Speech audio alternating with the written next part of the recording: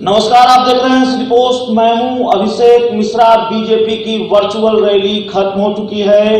देश के गृह मंत्री अमित शाह इस रैली को संबोधित कर चुके हैं और अमित शाह ने बड़ी बात कही है कि बिहार चुनाव की वजह से ये रैली आयोजित नहीं थी, बल्कि संवाद हमारा संस्कार है और हम लोगों से संवाद कर रहे हैं। लेकिन एक बात जो बेहद अहम देश के गृह मंत्री अमित शाह ने अपने संबोधन में कही है, उसका ताल्लुक बिहार की राजनीति से है और बिहार की राजनीति पर उसका असर पड़ सकता है। देश के गृह मंत्री अमित शाह ने बिहार के सीएम नीतीश कुमार के नेतृत्व पर मुहर लगाई है।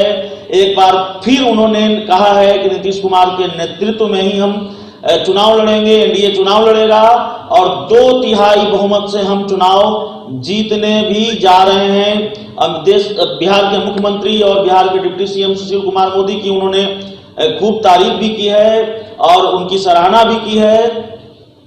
अमित शाह का यह बयान इसलिए महत्वपूर्ण है क्योंकि हाल के दिनों में बीजेपी के सहयोगी ही सीएम नीतीश कुमार के नेतृत्व पर सवाल उठा रहे थे। एनडीए की सहयोगी है लोजपा और उसके राष्ट्रीय अध्यक्ष है चिराग पासवान। बेहद सधे अंदाज में चिराग पासवान ने सीएम नीतीश कुमार के नेतृत्व पर सवाल उठाया था और एक ट्वीट उनका था जिसकी वजह से एनडीए के अंदर घमासान के संकेत मिलने लगे थे। चिराग पासवान ने ये लिखा था अपने ट्वीट में कि बिहार में एनडीए का नेतृत्व कौन करेगा, ये बीजेपी को तय करना है क्योंकि बीजेपी सबसे बड़ी पार्टी है। और तब जब देश के गृह मंत्री जब बीजेपी के राष्ट्रीय अध्यक्ष हुआ करते थे, तब भी उन्होंने नीतीश कुमार के नेतृत्व पर मुहर लगाई थी। बीजेपी के मौजूदा राष्ट्रीय अध्यक्ष जेपी नड्डा ने भी नीतीश कुमार के नेतृत्व पर मुहर लगाई और ये कहा कि नीतीश कुमार ही एनडीए के कैप्टन होंगे। उसके बावजूद चिराग पासवान जब ये बयान दे रहे थे तो ये लगने लगा कि एनडीए में घमासान बढ़ सकता है। लगातार ये सवाल बना हुआ था कि जब सब कुछ क्लियर है तो चिराग पासवान इस तरह का बयान क्यों दे रहे हैं। कल डिप्टी सीएम सुशील कुमार मोदी ने उनको जवाब दिया कि कमांडर नहीं बदला जाएगा और इसके बाद फिर चिराग पासवान का एक इंटरव्यू सामने आया, उनका बयान सामने आया और उन्होंने कहा कि पिछली बार हमें 42 सीटें मिली थी, इस बार भी स्थिति वही रहनी चाहिए। 119 सीटों पर हमारी तैयारी है।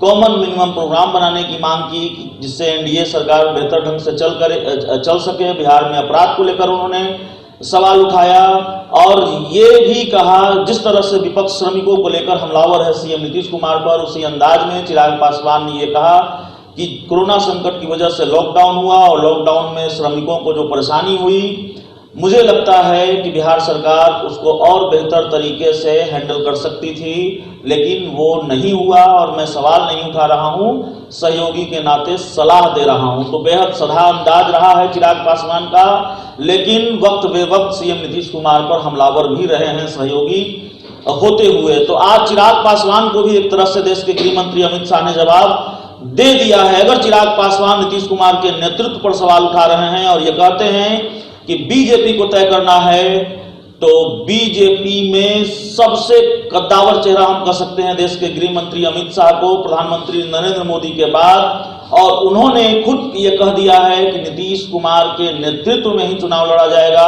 और 2/3 बहुमत से हम ये चुनाव जीतेंगे भी। तो अमित शाह के इस बयान के मायने भी हैं, बिहार की राजनीति में इसका असर भी पड़ सकता है क्योंकि ये सीधा सीधा जवाब है चिराग पासवान को, क्योंकि बयान उन्हीं की तरफ से आ रहा था। नीतीश कुमार के नेतृत्व पर सवाल उन्हीं की तरफ से उठाया जा रहा था। इस खबर में इतना ही। अगर आपको हमारी खबर अच्छी लगे इसे अपने दोस्तों के साथ शेयर करें, हमारे यूट्यूब चैनल को सब्सक्राइब करें, बेल आइकन जरूर दबा दें ताकि हमारी खबरें सबसे पहले आप तक पहुंचे। प्यार, समर्थन और सहयोग के लिए बहुत बहुत धन्यवाद।